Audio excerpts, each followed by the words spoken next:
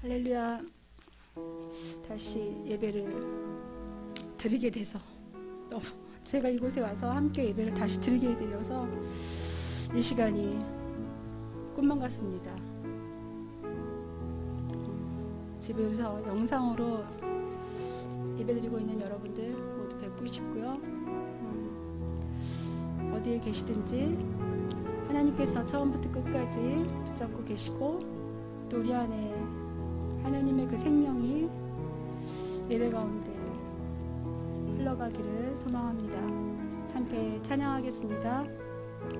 나를 지으신 주님 찬양합니다.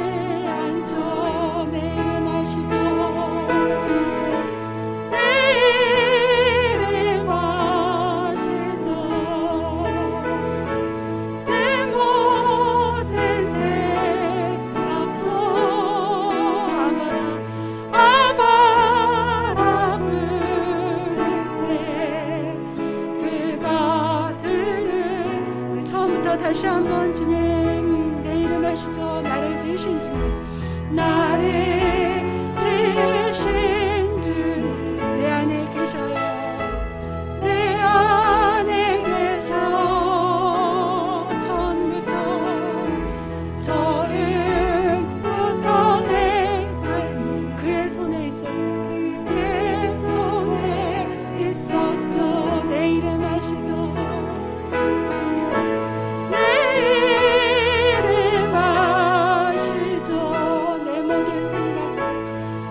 모든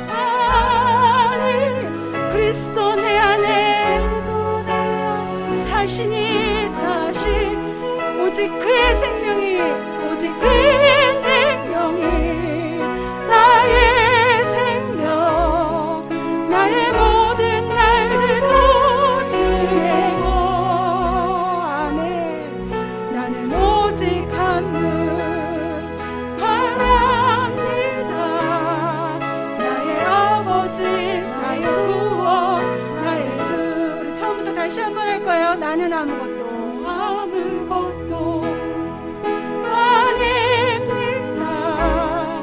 주님의 사랑이 없으면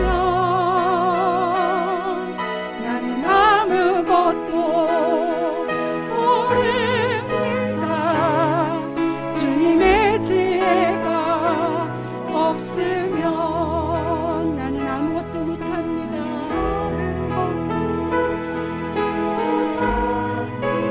그렇습니다.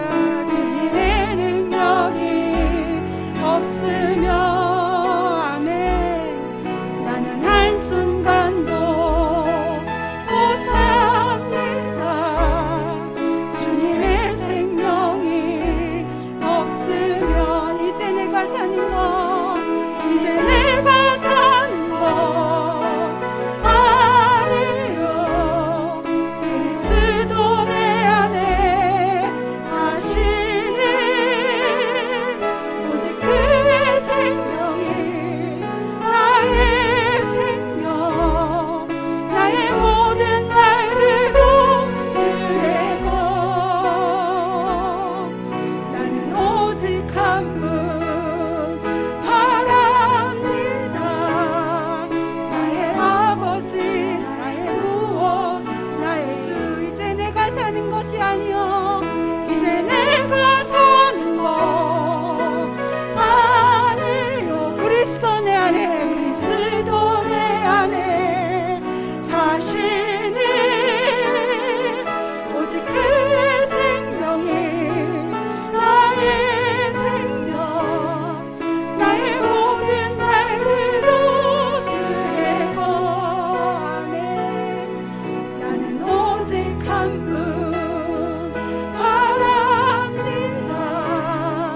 나의 아버지 나의 구원 나의 주 감사해요. 감사해요.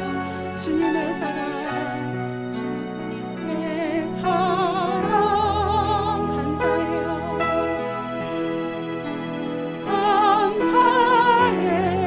감사해요.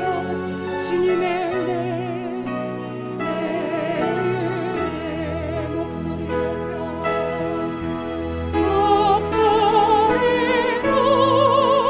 주님을 영원히 찬양해요. 나의 전부이신 나의 주님 감사해요. 주님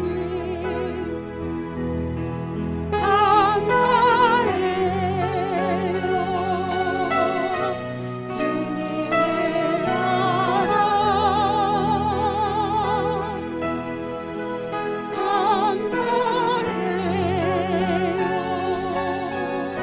감사해요. 주님의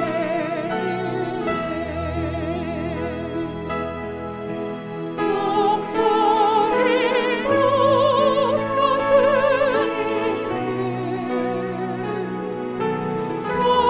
주님을 찬양해요.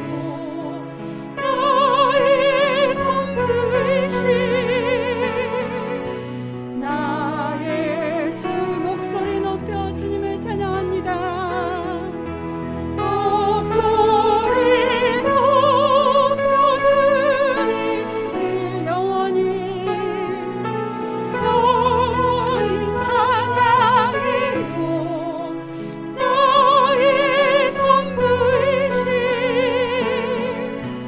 나의 주님 감사하며 하나님 앞에 나아갔으면 좋겠습니다. 지금의 현 상황 지금의 내 앞에 있는 주어진 일들을 바라보는 것이 아니라 임마누엘 하나님으로 에베네셀 하나님으로 지금까지 인도하여 주신 그 하나님께 감사하며 하나님의 그 생명줄에 함께하기를 원합니다. 하나님의 그 생명이 오늘 우리 가운데 있음을 감사합니다. 하나님의 그 복음의 능력이 우리 가운데 임하심을 감사합니다. 그렇게 함께 하나님 앞에 감사하며 또한 아버지 들려오는 세상의 뉴스들로 인해서 우리의 삶을 통해서 소망이 없어 보이고 답답하고 힘들어서 일어날 수 없는 그 상황 가운데 하나님 앞에 나오지 못하고 주님 앞에 주님의 그 은혜를 기억하지 못하며 원망했던 우리의 연약함을 주님 불쌍히 여겨주시고 하나님 앞에 참여하는 시간으로 주 앞에 올려드립니다. 함께 기도하겠습니다. 아버지 하나님 고맙습니다. 주님, 처음부터 지금까지 주님께서 인도하여 주시고 내 생각에 모든 것을 하나님께서 하신다고 말씀하신 나의 아버지 되신 하나님, 주님의 그 생명줄 앞에 하나님 저희들 붙어있기를 원합니다. 하나님의 그 생명줄에 하나님 저희가 숨쉬며 오늘도 하나님 앞에 찬송하며 예배자로 쓰기를 원합니다. 함께 모여드리는 우리의 가족들 가운데 하나님 그곳에 주의 임재가 있게 하여 주시고 그곳에 하나님의 능력이 있게 하여 주시고 하나님 우리의 자녀들이 함께 주님 앞에 나와 예배드리는 그날에 마음껏 주 앞에 찬송하며 올려드릴 수 있도록 모이게 하여 주시옵소서. 감사함으로 날마다 감사하는 것을 기억하게 하시고 영원히 주님이 나의 전부 되심을 고백하는 우리들이 되어지게 하여 주시옵소서. 한순간도 떨어져 있지 아니하고 우리 함께 하여 주신 그 하나님 앞에 주님의 그 생명줄에 저희가 나아갑니다. 우리의 흐르는 눈물 기억하여 주시고 하나님 앞에 나의 자녀라고 내가 너를 지명하여 불렀노라고 내가 너를 너의 아버지 되어주신다고 말씀하신 하나님 앞에 서기 원합니다.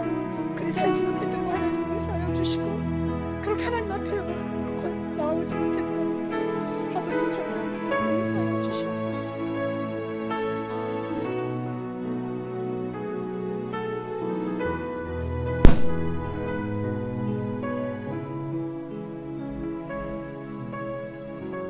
하나님, 주일 예배 자리로 저희를 인도해 주셔서 감사합니다.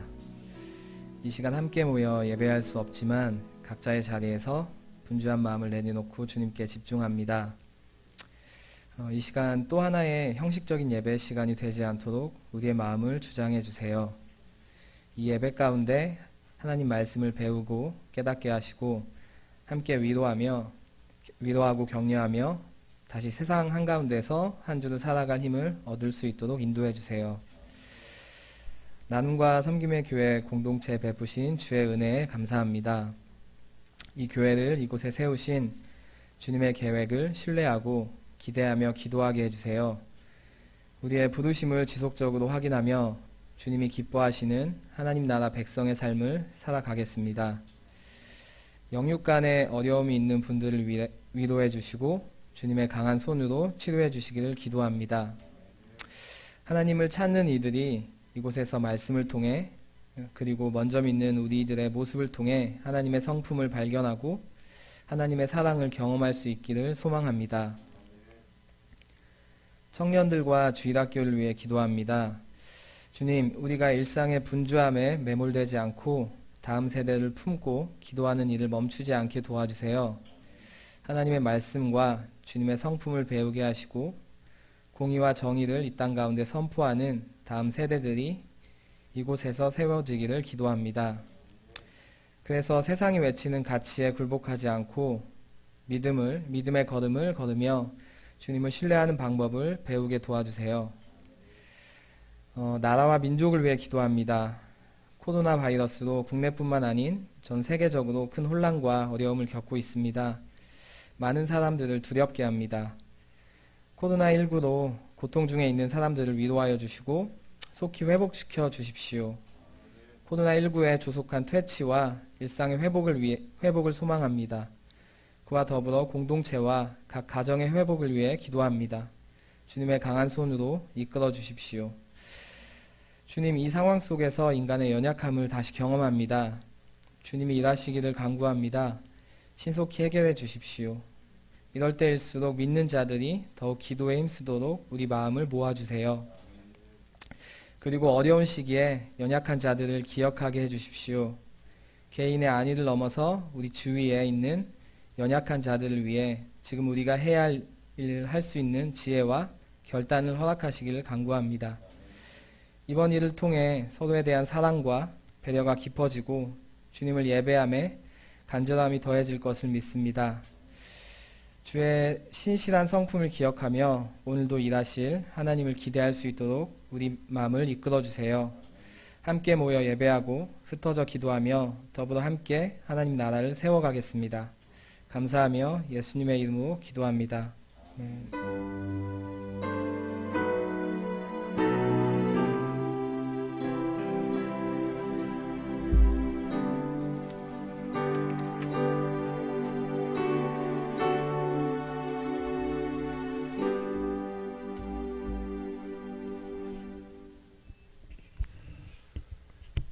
여러분 반갑습니다. 제가 조금 마스크를 끼고 하다가요, 나중에 좀 이렇게 답답하면은 내리도록 하겠습니다. 먼저 이제 교회 소식을 좀 알려드리고 싶은데요.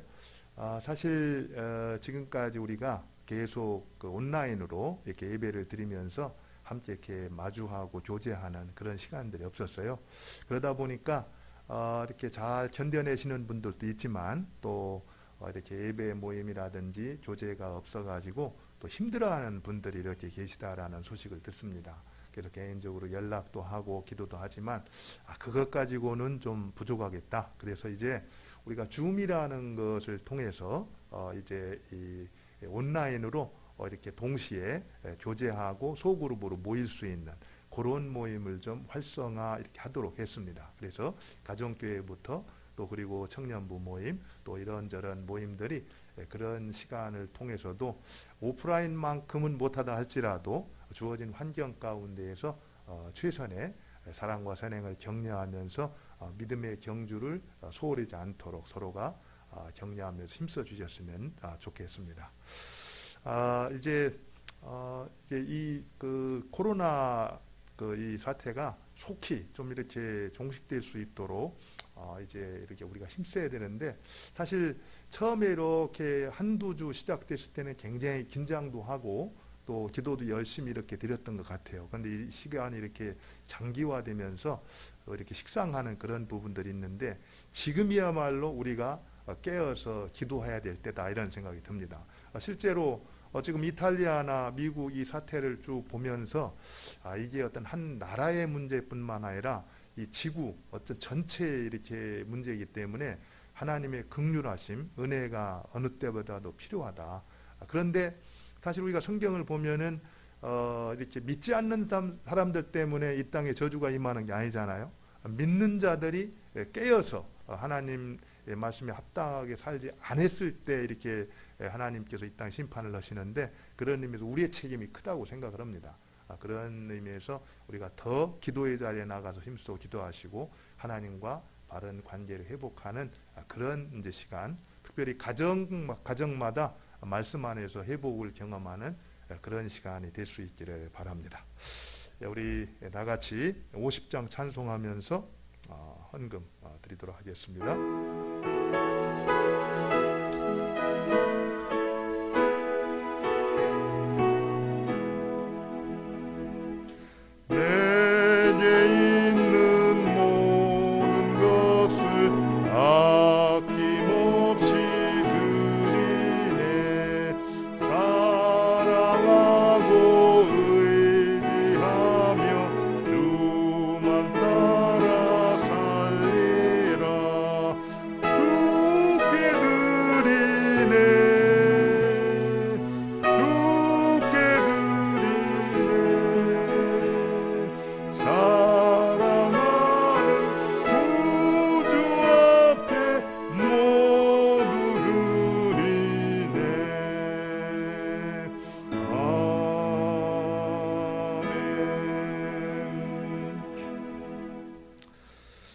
좋으신 하나님, 어렵고 힘든 때지만 하나님께서 믿음 주시고 우리를 찾아오셔서 만나 주셔서 믿음으로 살게 하신 것 감사합니다. 하나님 아버지, 주께서 베푸신 은혜를 잊지 않고 기억하는 그 손길을 축복하시되 감사로 하나님을 존귀케 하는 삶을 살게 해주시고, 무엇보다도 힘들고 어려운 때 감사하는 마음으로 하나님 백성다움을 증거하며 살아가는 저희 모두가 될 수 있도록 은혜를 베풀어 주옵소서. 또 주님이 주신 직장에서 열심히 일하고 성실하게 살아 본 것 가운데 주님의 주권을 인정하고 신앙의 고백으로 10의 1조를 구별하여 주님께 드립니다.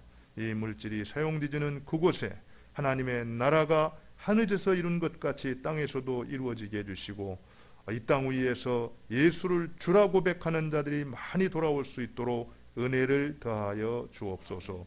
이 모양 저 모양 주께서 베푸신 은혜를 기억하여 감사함으로 섬기는 그 손길들 위에도 동일한 은혜가 넘치게 하여 주옵소서.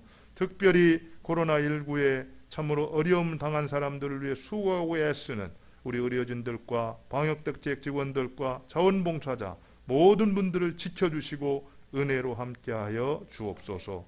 감사드리옵고 예수님 이름으로 기도 올리옵나이다. 아멘.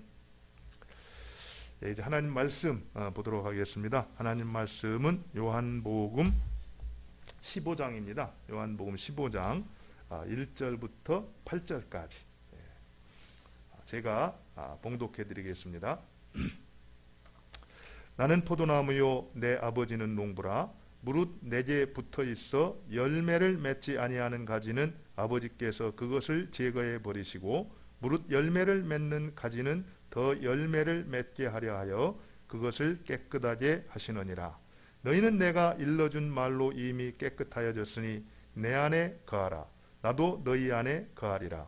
가지가 포도나무에 붙어 있지 아니하면 스스로 열매를 맺을 수 없음 같이 너희도 내 안에 있지 아니하면 그러하리라. 나는 포도나무요 너희는 가지라. 그가 내 안에 내가 그 안에 거하면 사람이 열매를 많이 맺나니 나를 떠나서는 너희가 아무것도 할 수 없음이라. 사람이 내 안에 거하지 아니하면 가지처럼 밖에 버려져 마르나니 사람들이 그것을 모아다가 불에 던져 사르느니라. 너희가 내 안에 거하고 내 말이 너희 안에 거하면 무엇이든지 원하는 대로 구하라. 그리하면 이루리라. 너희가 열매를 많이 맺으면 내 아버지께서 영광을 받으실 것이요 너희는 내 제자가 되리라. 아멘.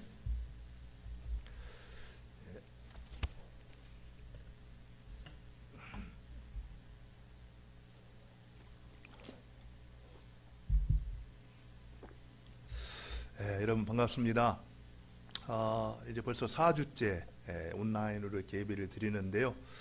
점점 시간이 가면 갈수록 이렇게 함께 모여서 예배 드렸던 그때가 참 귀했구나 이런 것들을 깨닫게 됩니다. 속히 그런 날을 우리 하나님께서 허락해 주시기를 바랍니다. 우리 신앙의 이 본질과 핵심을 들자면은 관계를 들 수가 있죠. 사실 바른 관계 속에서 우리의 신앙이 성숙해가고 또 우리의 신앙이 열매를 맺어갈 수가 있습니다. 이제 오늘 요한복음 15장의 이 포도나무 비유는 열매 맺는 삶을 위해서 필요한 세 가지의 바른 관계를 소개를 해주고 있습니다. 오늘 함께 읽었던 1절로 8절에는 예수님과의 관계를 소개해주고 있고요. 그 다음에 9절부터 16절에서는 지체들과의 관계를 소개해 줍니다. 그리고 17절부터 27절까지는 세상과의 관계를 소개를 해주고 있어요. 오늘은 그 첫 번째 시간으로 이제 1절부터 8절을 이렇게 살펴보고요. 다음 주에는 열매 맺는 관계 두 번째로 이제 지체들과의 관계, 그리고 그 다음 주에는 이제 열매 맺는 관계 세 번째로 세상 사람들과의 관계를 한번 우리가 살펴보도록 하겠습니다. 사실 제가 3주간에 걸쳐서 이 관계라는 주제로 말씀을 좀 나눠야 되겠다 이렇게 생각을 하게 된 것은요. 지금까지 우리가 너무 참 바쁘게 일로 이렇게 살아오다 보면서 이제 마땅히 돌아보고 좀 챙겼어야 되는 그런 소중한 관계들, 그 관계를 돌아보는 일에 좀 소홀하지 않았는가. 특별히 지금 이제 코로나 이 위기로 어떻게 보면 그동안 열심히 바쁘게 살던 이 삶의 속도를 좀 이렇게 늦추고 돌아보는 시간을 갖는데, 이때 그동안 우리가 돌아봤어야 되는데 소홀했던 그런 관계들을 한번 돌아보면서 이렇게 느슨해졌던 그런 관계를 바로 세우는 그런 시간이 우리한테 있었으면 좋겠다 하는 마음으로 3주 동안 관계를 가지고 한번 말씀을 나누도록 하겠습니다. 이제 오늘 말씀은 우리가 잘 아는 포도나무 비유입니다. 1절에서 예수님은 나는 포도나무요 내 아버지는 농부라 이렇게 자신을 참 포도나무다 이렇게 소개를 하고 있습니다. 근데 우리가 본문을 보면서 조금 이제 생각을 할 게 나는 포도나무다 이렇게 말하지 아니하고 나는 참 포도나무다 이렇게 소개를 하거든요. 그리고 아버지를 농부라고 이렇게 소개를 합니다. 그리고 5절에 보면은 우리 이제 제자들 그리고 믿는 사람들을 그 포도나무에 붙어 있는 가지라 이렇게 얘기를 하거든요. 그래서 이 세 가지 어떤 관계를 우리가 바로 이해할 때 이 본문에 주는 의미를 바로 깨달을 수가 있다 이렇게 생각을 합니다. 그러면 한 가지 질문을 이렇게 해보게 되는 것은 왜 예수님께서는 자신을 참 포도나무라고 말씀하시고 또 아버지를 농부로 이렇게 비유를 하셨을까? 사실 이 구약성경 곳곳에 보면은요 이스라엘 백성들을 포도나무로 이렇게 비유한 경우가 많이 있습니다. 그래서 이스라엘은 포도나무요, 그 아버지는 농부다. 뭐 이렇게 얘기를 하면은 큰 문제가 없을 텐데 오늘 본문에 보면은 뭐라고 말하고 있습니까? 나는 참 포도나무요, 아버지는 농부다 이렇게 말하고 있거든요. 거기에는 이유가 있습니다. 사실 이 구약성경 전체를 쭉 살펴봤을 때 이스라엘 백성들을 포도나무로 이렇게 비유를 한 데는 이유가 있습니다. 사실 우리가 잘 아는 것처럼 이 포도나무는 여러분들 제목으로 쓸 수 있습니까? 쓸 수 없어요. 또 심지어는 땔감으로도 쓸 수 없고 그 어느 짝에도 사실은 그 나무 자체로는 쓸모가 없는 나무였습니다. 그런데 포도나무에게 유일하게 그 나무가 가지고 있는 다른 어떤 나무가 대신할 수 없는 귀한 것이 있었는데 그게 뭡니까? 열매입니다. 열매. 실제로요, 이 팔레스타인에 살고 있던 사람들에게 있어서 이 포도주는 아주 굉장히 중요한 것이었습니다. 기쁜 일이 있을 때나 또 슬픈 일이 있을 때나 어떤 의식이나 잔치가 있을 때마다 빠지지 않았던 게 이제 포도주였는데요. 사실 이 포도주를 통해서 그들은 삶에 이렇게 활력을 얻을 수 있었고 또 기쁨을 누릴 수 있었고 또 이렇게 소망을 갖고 살아가게 됐던 아주 굉장히 중요한 그런 음료수였습니다.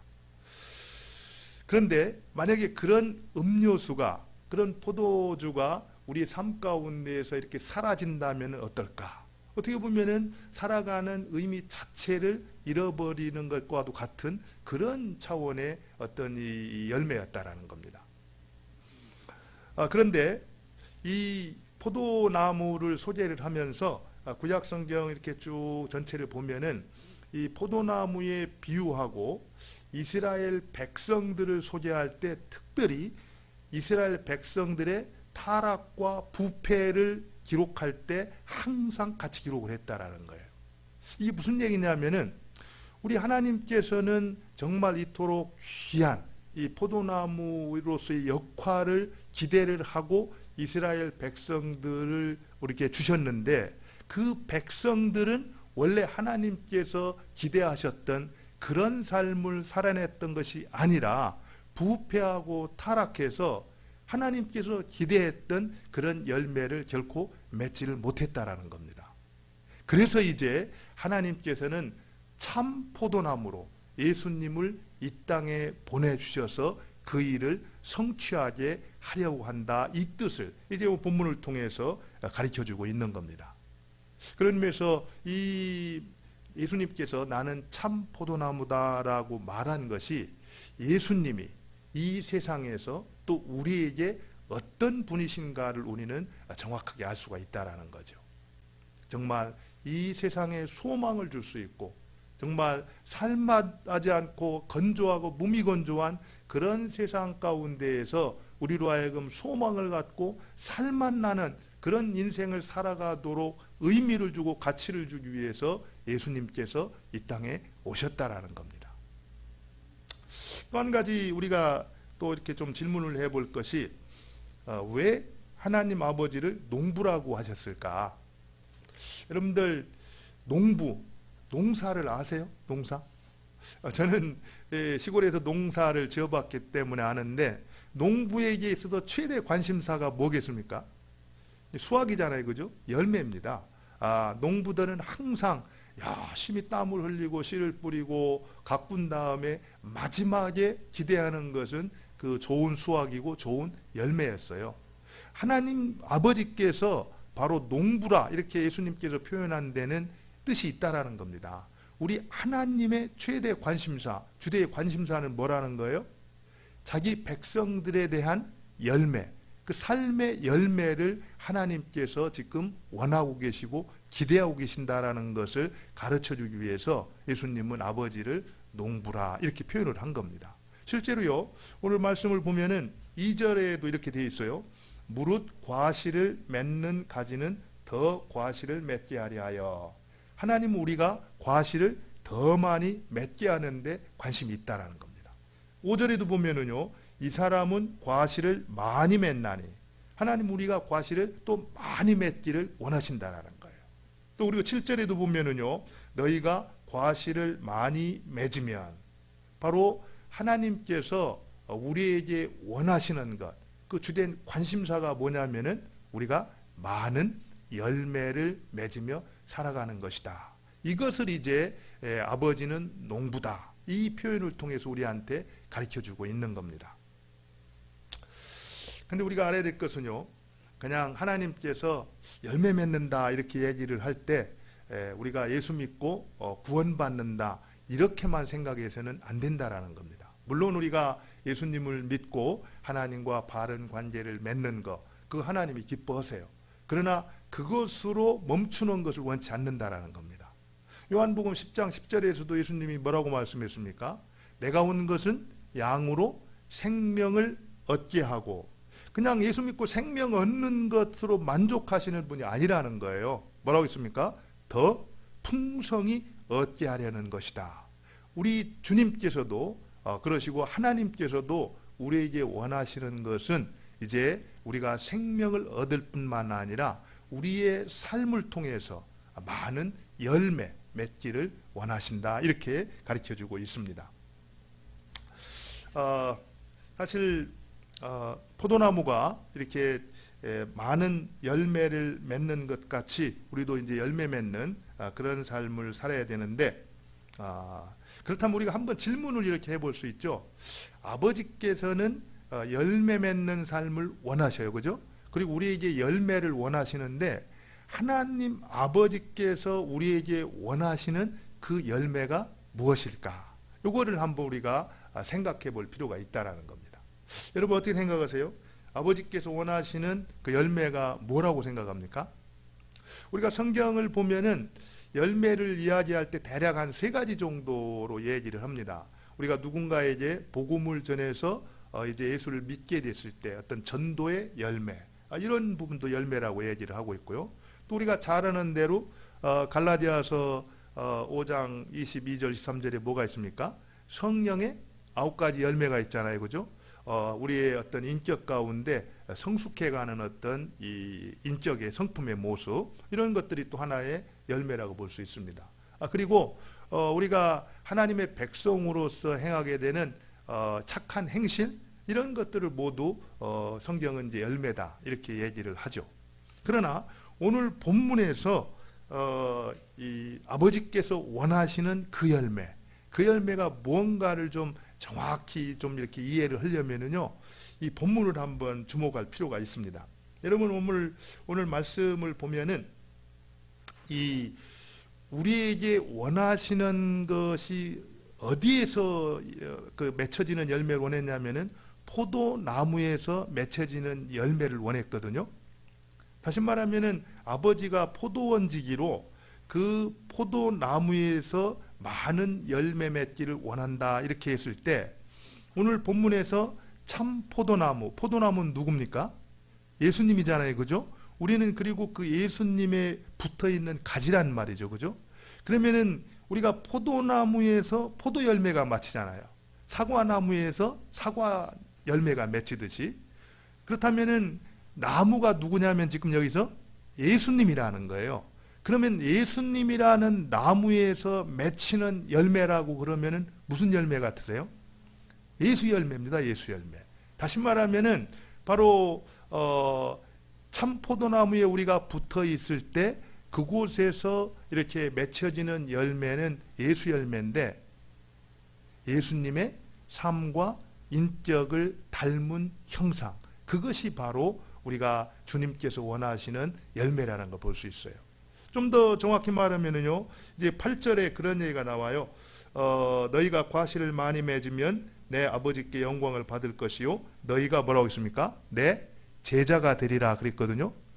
그러니까 열매를 맺으면은 아버지가 영광을 받는데 너희는 내 제자가 될 것이다. 이 얘기를 한 걸 봐서 바로 여기서 말하는 열매는 어떤 열매입니까? 예수님을 닮은 제자가 되는 거잖아요. 그죠? 제자가 누굽니까? 예수님을 닮은 사람들이잖아요. 그런 의미에서 본문에서 말하고 있는 이 열매라는 것은 다른 것이 아니라 바로 예수님을 따르는 그 백성들이 예수님의 삶과 인격을 닮아가는 그 형상을, 회복되어져가는 형상을 이제 이 아버지께서 찾으시는 열매다, 이렇게 말할 수 있다라는 겁니다. 근데 그래서 이제 우리가 그런 예수님을 닮아가는 그런 모습을 이렇게 분명하게 보여주고 살아갈 때 아버지께서 기뻐하시죠. 그렇다면 한번 우리가 우리 삶에 한번 적용을 해보면 좋을 것 같아요. 정말 아버지께서는 포도나무를 심어놓고 그 포도나무에서 좋은 열매를 원하시는데, 예수님이 참 포도나무시고 또 우리가 그 가지로서 우리의 삶 가운데서 예수님을 닮은 그런 이제 삶과 인격을 이렇게 원하시는데, 우리의 모습 가운데 그런 열매가 얼마나 아름답게 맺혀가고 있는가. 사실 저는 이 말씀을 준비하면서 굉장히 참 마음이 무거웠어요.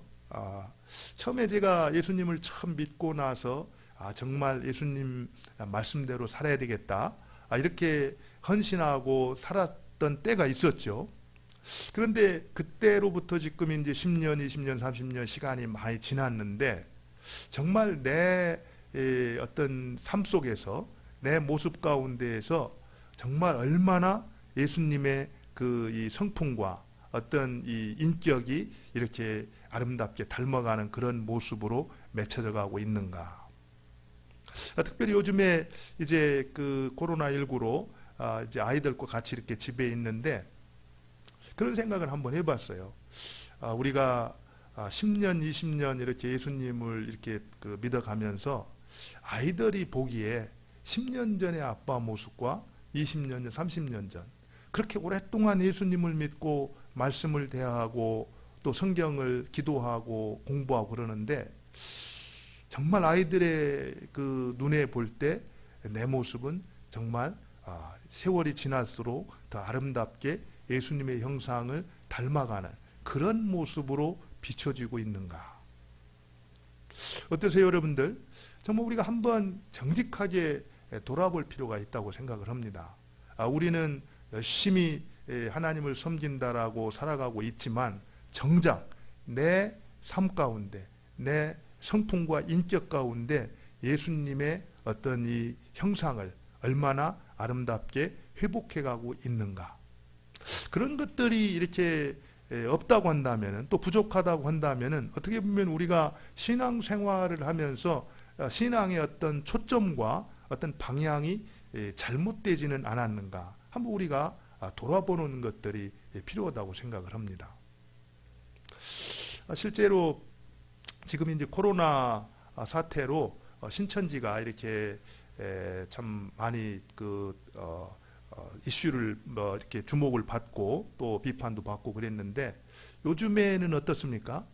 교회가 굉장히 이제 참 비판을 많이 받잖아요. 저는 이 사태를 이렇게 겪으면서 불신자들이 교회에 대한 혐오감이 도를 지나쳤다라는 생각을 합니다. 그러면서 왜 그럴까를 한번 생각을 해봤어요. 왜 그럴까? 어떻게 보면은 우리가 예수를 믿는다라고 입술로는 고백을 하지만 생활 가운데에서는 믿는 자들과 별 차이가 없이 그런 살아가는, 그저 뿐인 그런 신앙생활을 했기 때문이 아닌가 그런 생각을 합니다. 뭐 어떤 면에서는 그보다 더할 수 있겠죠.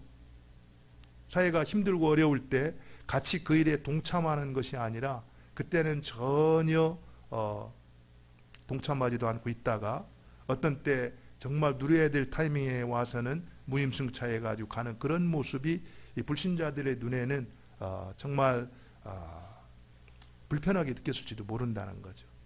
저는 이런 것들을 생각하면서 우리 하나님께서 우리에게 원하시는 것은 다른 것이 아니라 정말 열매인데 그 열매 가운데 다른 것이 아니고 예수님의 성품과 형상을 닮아가는 그 열매를 원하신다는 겁니다. 그런 의미에서 우리가 이 땅을 살아갈 때 정말 예수님이라면 어떻게 하실까? 그런 질문을 던지면서 주님의 자녀답게 예수님을 따르는 제자답게 살아갈 때만이 세상의 비판을 이길 수가 있고 도리어 그들이 교회가 전하는 메시지에 귀를 기울일 수 있는 그때를 만들어갈 수 있다고 봅니다. 이제 오늘 이제 열매를 맺기를 원한다. 그리고 열매라는 것이 이제 예수님의 삶과 인격 담는 것이라고 이렇게 했다면은 그 다음에 이제 그것을 위해서 아버지께서 하시는 일이 소개가 되고 있죠. 2절에 보니까 2절을 한번 볼까요? 2절 이렇게 되어 있습니다. 무릇 내게 붙어 있어 열매를 맺지 아니하는 가지는 아버지께서 그것을 제해 버리시고 무릇 열매를 맺는 가지는 그 열매를 맺게 하려 하여 그것을 깨끗하게 하시느니라. 이제 두 가지가 있는데 열매를 맺지 않는 것은 잘라버린다고 그랬고요. 또 열매 맺는 가지는 깨끗하게 한다 이렇게 말을 했습니다. 이제 쉽게 말하면은 이제 포도나무 전지를 해준다는 얘기예요. 그래서 전지하는 데는 원칙이 있습니다. 열매를 맺는 것과 맺지 못하는 것을 첫 번째는 구분을 합니다. 그리고 이제 열매 맺지 않는 것은 무조건 잘라버리는 거죠.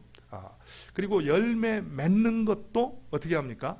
구분을 해가지고 열매 맺는 것 가운데 참 열매를 이렇게 제대로 열매를 맺도록 하기 위해서 잔가지라든지 옆에 있는 것들은 깨끗하게 제거를 해줘야 된다는 겁니다. 그래야지만이 이제 뿌리로부터 양분이 올라올 때 쓸데없는 가지로 이렇게 소비되지 아니하고 열매를 맺을 수 있는 그 가지로 양분이 다 이제 들어갈 수가 있다라는 거예요. 이 말씀을 한번 우리가 생각을 하면서 우리 삶에 한번 적용을 해보면 좋겠다 이런 생각이 들어요. 우리가 주님을 믿고 주님을 이렇게 따라갈 때 주님 안에 이렇게 붙어 있다 이렇게 볼 수가 있는데 정말 내 삶 가운데에서 예수님의 어떤 성품이나 인격을 닮아가는 그런 이 열매를 우리가 맺어가야 되는데 나로 하여금 그렇지 못하도록 만드는 것들, 내가 거기에 이렇게 온통 마음을 쓰지 아니하고 내 마음을 뺏어가는 것들이 무엇이 있는가? 한번 이런 것들을 한번 우리가 돌아볼 필요가 있습니다.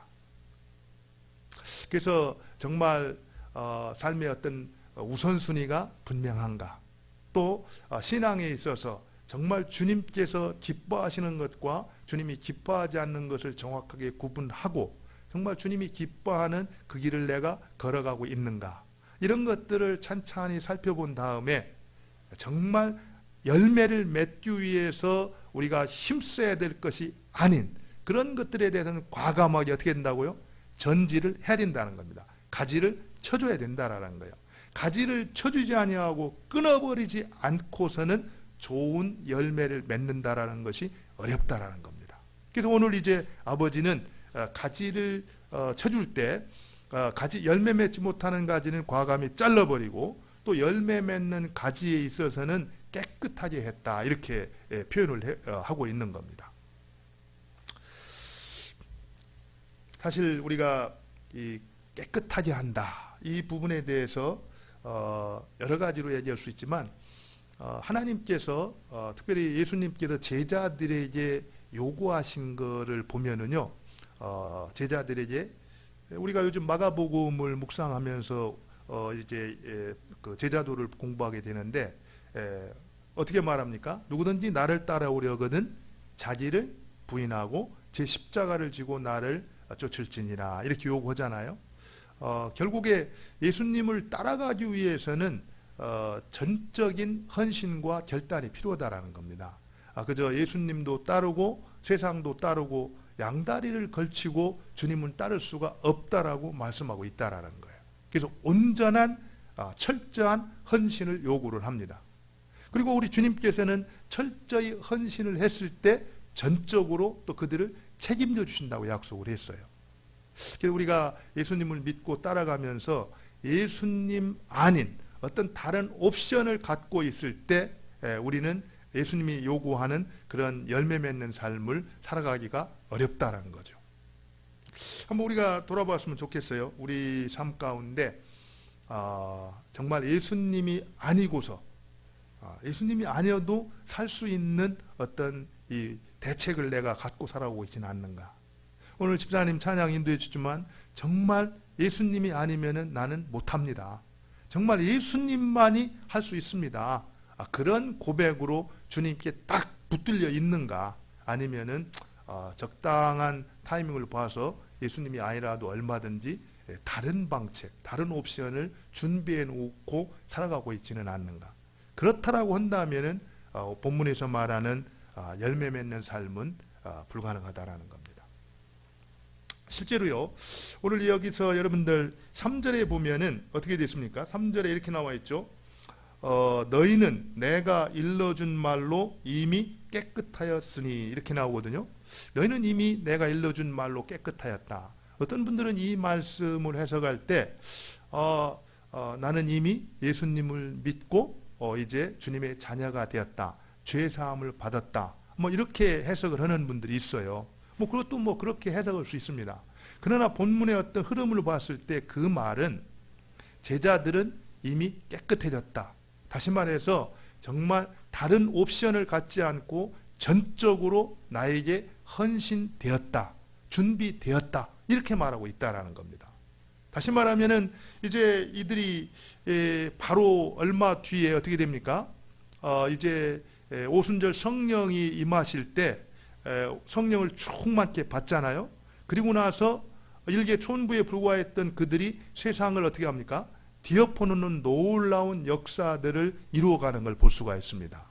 그 비밀이 뭐냐면은 그들에게는 예수 그리스도 외에 다른 옵션은 없었다는 겁니다. 온전히 그분만을 의지했고 그분께 자신들의 생명을 걸었다라는 거예요.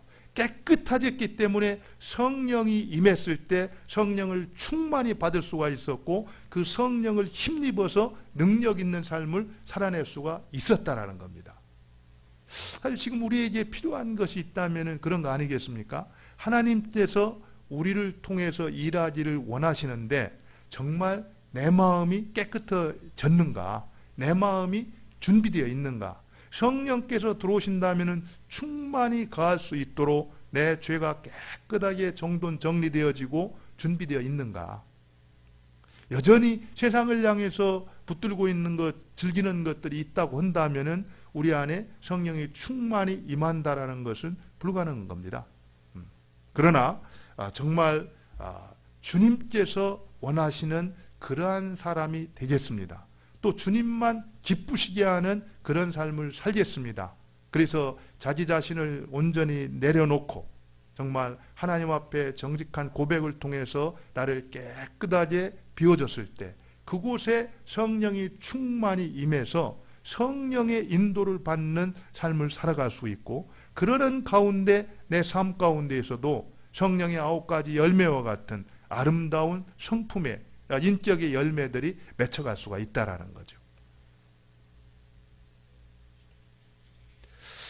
그렇다면 우리가 이 열매 맺는 삶을 살기 위해서 우리가 해야 될 일이 뭔가를 구체적으로 한번 살펴보자는 거죠. 우리 4절과 7절에 보면은요, 이제 우리가 열매 맺는 삶을 살기 위해서 해야 될 일을 소개를 하고 있습니다. 제가 4절을 한번 읽어드리겠습니다. 4절. 열매 맺는 삶을 살기 위해서 우리에게 필요한 것이 무엇인가? 무엇을 주님께서는 요구하는가? 내 안에 거하라, 나도 너희 안에 거하리라. 가지가 포도나무에 붙어 있지 아니하면 스스로 열매를 맺을 수 없음 같이 너희도 내 안에 있지 아니하면 그러하리라. 여러분들 이 말에 보니까 우리가 열매 맺기 위해서 해야 될 일이 뭐라고 말하고 있습니까? 뭐라고 말하고 있죠? 내 안에 거하라.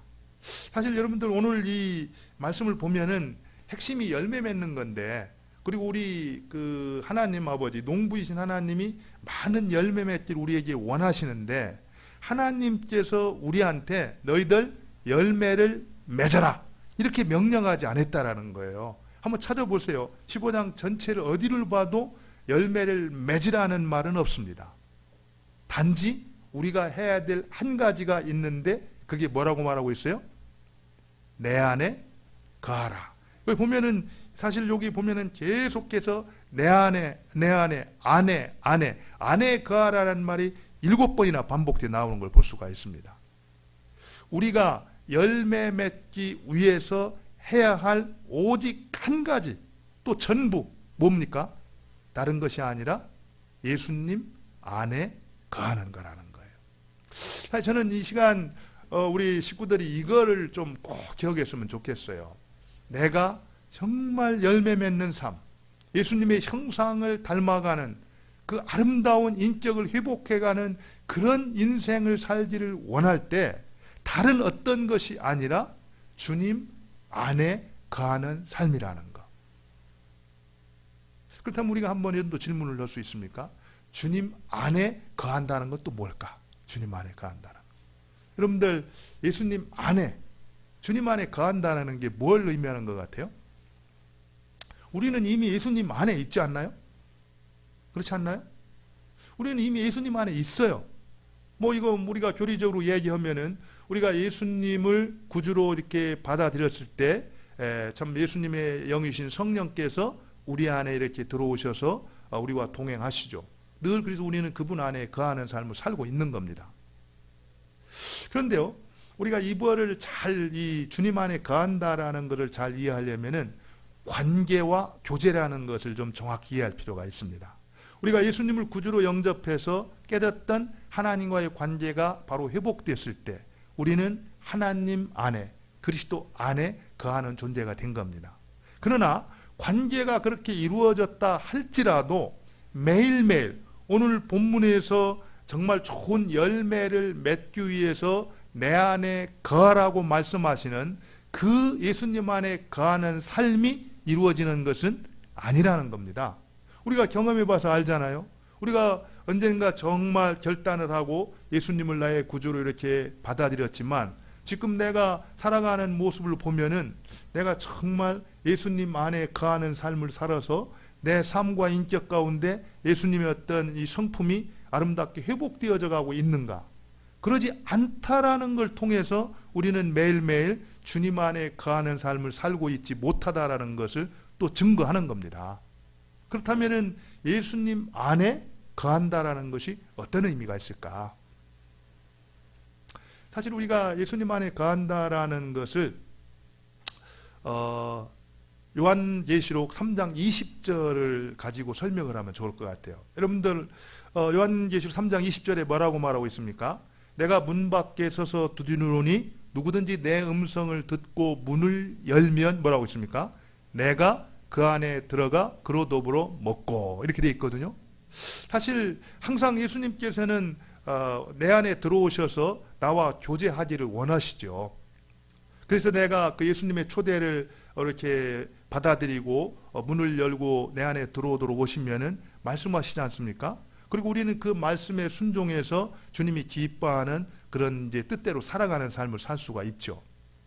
근데 우리가 항상 예수님을 반기는 게 아니라 어떤 때는 어떻습니까?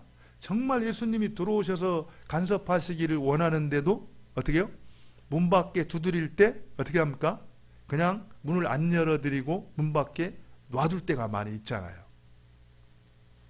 사실 우리가 이 예수님과 이렇게 교제한다라는 그 내용에 대해서 식사라는 걸 통해서 표현을 했지 않습니까? 내가 그 안에 들어가 그로 더불어 먹고 그는 나로 더불어 먹는다. 같이 식사한다는 얘기예요. 사실 이 유대인들에게 있어서 이 식사라는 것은 특별한 의미가 있었습니다. 지금 이제 우리가 보통 이렇게 식사하는 것과는 달랐어요. 유대인들은 좀처럼 타인을 자기들의 식탁에 초대하는 법이 없었습니다. 그렇지만 자기들의 이렇게 식탁에 초대를 했다라는 것은 그를 받아들였다는 얘기고 그를 존경하고 사랑하기 때문이라는 표시였습니다. 그래서 그 식탁에서 사랑과 존경을 표현하면서 서로 아름다운 교제를 가졌다라는 거예요. 그것을 전제로 해서 이제 요한은 예수님의 그 문 밖에 두드리는 그 모습을 표현하고 있는 겁니다.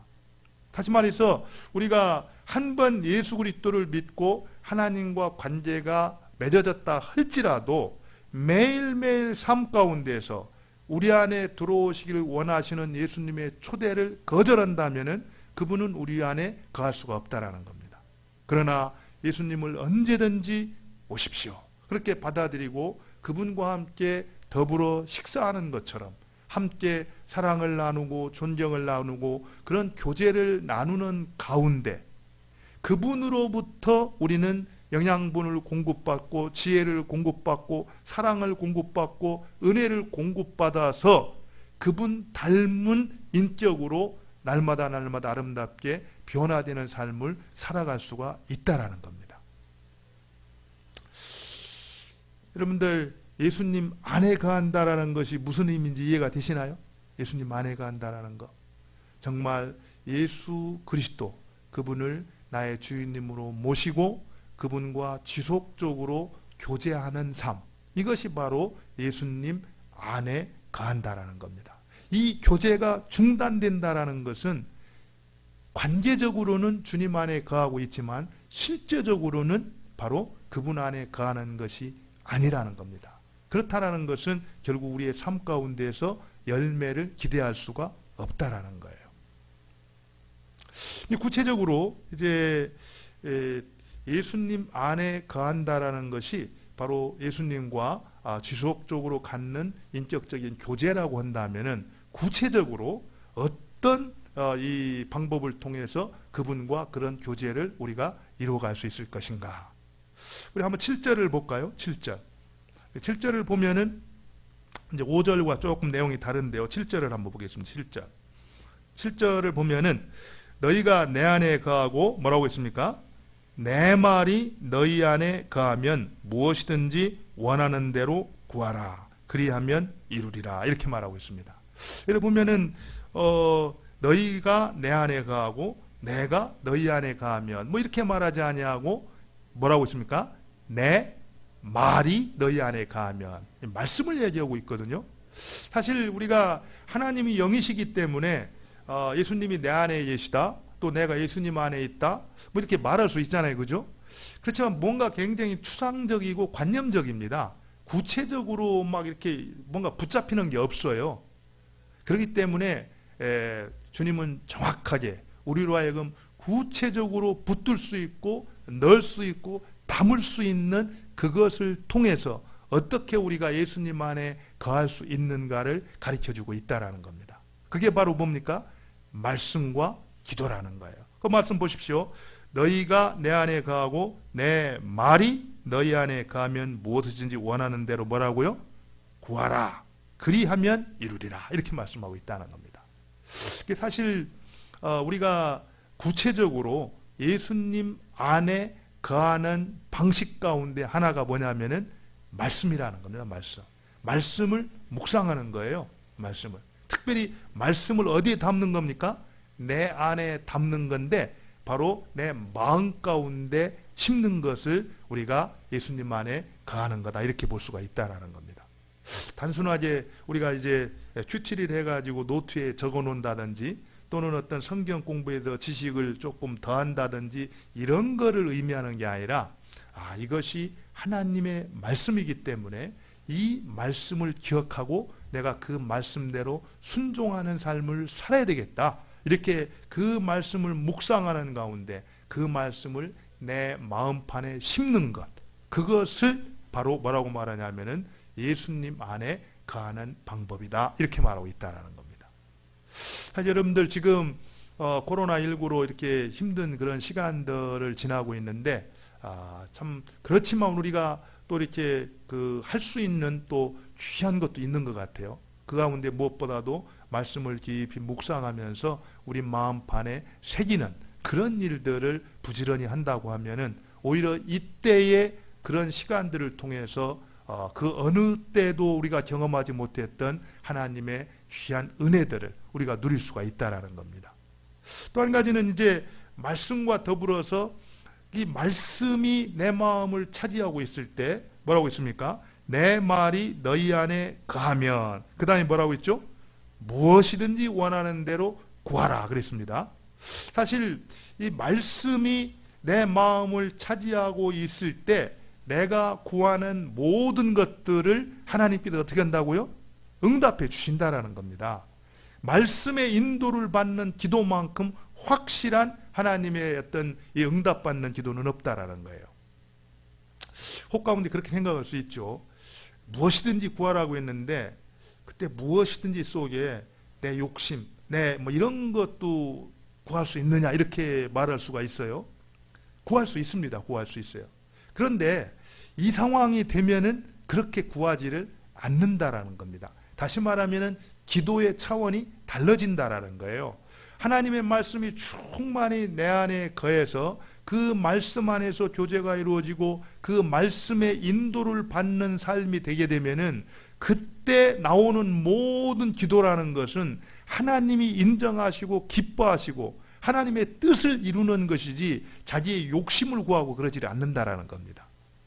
그런데요, 그런 기도라는 것이 아까도 얘기했듯이 정말 식탁의 교제를 이렇게 나누듯이 서로 사랑을 나누고 존경을 나누고 신뢰를 나누는 그런 교제가 이루어지다 보면은 내가 하고 있는 그 모든 기도의 내용들이 하나님의 뜻과 거스르는 것이 아니라 하나님이 기뻐하는 그런 기도를 드릴 수가 있어서 그런 기도 가운데 내 삶 가운데서 정말 하나님의 지혜와 하나님의 은혜를 우리 주님의 사랑을 얼마든지 누리고 경험하며 살아갈 수 있는 그것을 경험할 수 있다라는 겁니다. 그래서 결국 그 가운데에서 하나님이 기대하시는 열매, 예수 그리스도의 성품과 인격을 닮아가는 그 모습을 우리가 회복해 갈 수가 있다라는 거죠. 오래전에 험프턴 궁전, 영국의 궁전에서 이제 포도나무가 하나가 있었는데요. 이 포도나무가 다른 해와는 달리 이제 열매를 맺었는데 한 나무에 포도가 2,000송이 정도가 이렇게 열렸다 그래요. 그래서 아주 이제 화제가 돼가지고 전문가들이 한번 조사를 했답니다. 어떻게 포도나무 한 그루에 그렇게 2,000송이나 되는 엄청난 포도가 맺힐 수가 있을까? 전에는 그런 적이 없었다 그래요. 그래서 연구를 쭉 이렇게 해봤더니 그 해에는 바로 그 궁전에서 한 몇백 미터 떨어진 곳에 템즈강이 있었는데 그 포도 그 뿌리가 그 템즈강 가로 쭉 뻗고 나가가지고 그 바닥에 있었던 모든 양분들을 다 뽑아올 수가 있었다라는 겁니다. 그 양분들이 포도나무에 다 공급되어지자 그 포도나무는 평소와는 해와는 다른 그런 풍성한 이 포도 열매를 맺을 수가 있었다고 합니다. 우리도요 오늘 말씀을 통해서 분명히 깨닫게 되는 것이 우리가 열매를 맺기 위해서 무엇을 하는 것이 아니라는 겁니다. 우리는 그저 예수님 안에 붙어있기만 하면 된다라는 거예요. 예수님 안에 거하기만 하면 된다라는 겁니다. 그리야 할 때 저절로 우리 안에서 예수의 열매, 예수님의 성품과 인격을 닮아가는 그 모습이 회복될 수가 있다라는 거예요. 우리가 바쁘게 참 열심을 내서 살아가던 이 삶의 속도를 좀 늦추면서 정말 예수님과 나와의 관계를 바로 돌아볼 수 있기를 원합니다. 그리고 예수님만이 나의 구주가 되시고 나의 전부십니다. 그런 고백을 하고 예수님께 온전히 나를 맡기고 그분의 인도하심을 따라 살아갈 때 그분의 말씀의 인도를 받고 그 말씀에 합당한 기도로 그분을 따라갈 때 언젠가 누군가 내 모습을 보면서 전과 당신의 모습이 달라졌습니다. 이런 칭찬을 받게 될 것입니다. 우리 이 코로나19로 어려운 때를 살아가지만 정말 오늘 말씀을 기억하면서 주님 앞에 깊이 뿌리를 내리고 그분 안에서 아름다운 열매를 맺어가는 우리 모두가 될 수 있기를 바랍니다. 우리 같이 한번 기도하겠습니다. 오늘 말씀을 생각하면서 같이 한번 기도드렸으면 좋겠습니다. 정말 오늘 말씀처럼 열매 맺는 그런 삶을 살게 하여 주옵소서. 그리고 코로나19로 어려운 가운데 있는데 하나님께서 긍휼을 베풀어 주셔서 속히 이 코로나19를 종식시켜 주시고 일상으로 돌아올 수 있도록 은혜를 다하여 주옵소서. 또 우리 지체들을 생각하면서 지체들 가운데 주님이 동행하심으로 형통함을 허락하여 주옵소서. 우리 같이 한번 합심해서 기도하도록 하겠습니다. 합심 기도합니다. 하나님 아버지 그렇습니다. 오늘 말씀처럼 우리가 열매 맺기를 주님이 원하시고 또 우리 또한 주님이 기뻐하는 그 열매 맺는 삶을 원하는데 하나님 우리가 정말 이를 오늘 말씀을 통해 알았습니다. 포도나무가 가지가 포도나무에 붙어 있을 때 우리가 열매를 맺을 수 있음을 알았으니 우리가 주님 앞에 꼭 붙들려 있게 해주시고 아버지 이를 위해서 깊이 뿌리를 내릴 수 있도록 우리 하나님 말씀의 묵상과 아버지 하나님의 기도가 쉬지 않고 은혜를 더하여 주옵소서. 하나님 아버지 우리가 열매를 맺을 때 아버지께서 영광을 받으시고 우리가 주님의 제자가 된다고 했습니다. 하나님 아버지 우리 삶 가운데 아버지 예수 그리스도의 형상과 아버지 하나님 인격이 아름답게 맺혀져 가게 해주시고 주님의 뜻을 이룰 수 있도록 인도하여 주옵소서. 하나님 아버지 코로나19 어려운 가운데 있는 아버지 이웃들을 돌아봅니다.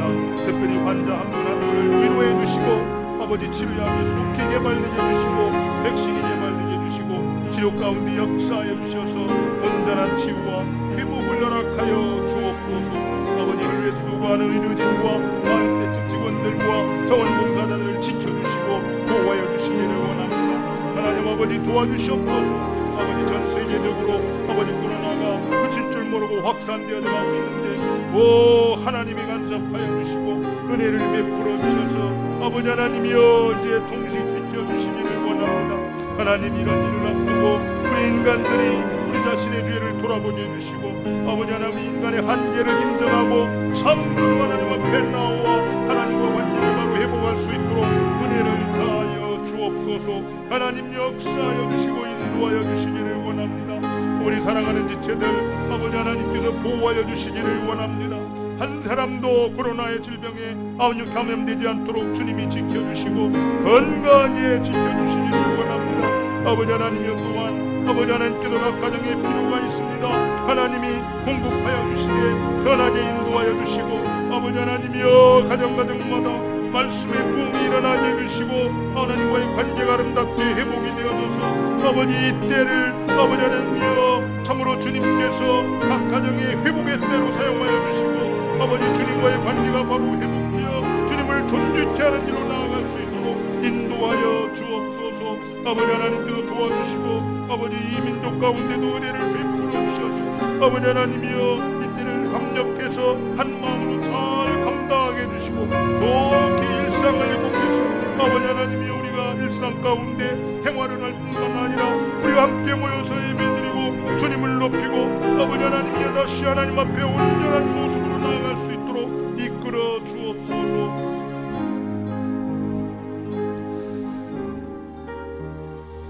하나님 아버지 오늘 말씀을 통해서 우리가 열매 맺는 삶을 위해 예수님과 바른 관계가 필요함을 가르쳐 주시니 감사합니다. 무엇보다도 예수님 안에 깊이 뿌리를 내리고 예수님과 교제하며 예수님의 인도를 따라 살아가는 저희들 되게 하여 주옵소서. 예수님 이름으로 기도 올리옵나이다. 아멘. 우리 다 같이 말씀을 생각하시면서 425장 주님의 뜻을 이루소서 찬송합니다.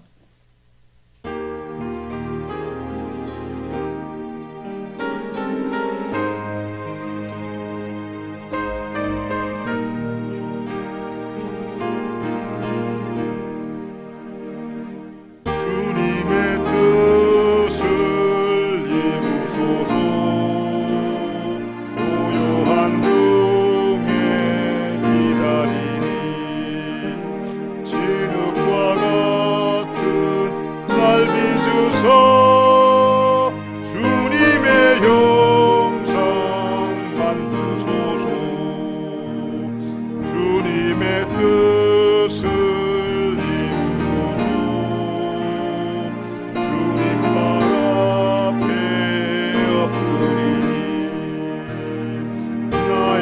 삶속을 살피시사 강건케 하게 하옵소서. 주님의 뜻을 이루소서.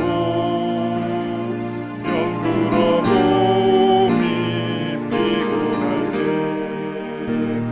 권능의 손을 내게 펴서 강건케 하여 주옵소서. 주님의 뜻을 이루소서. 온전히 나를 주장하사 주님과 함께 동행함을 만민이 알게 하옵소서.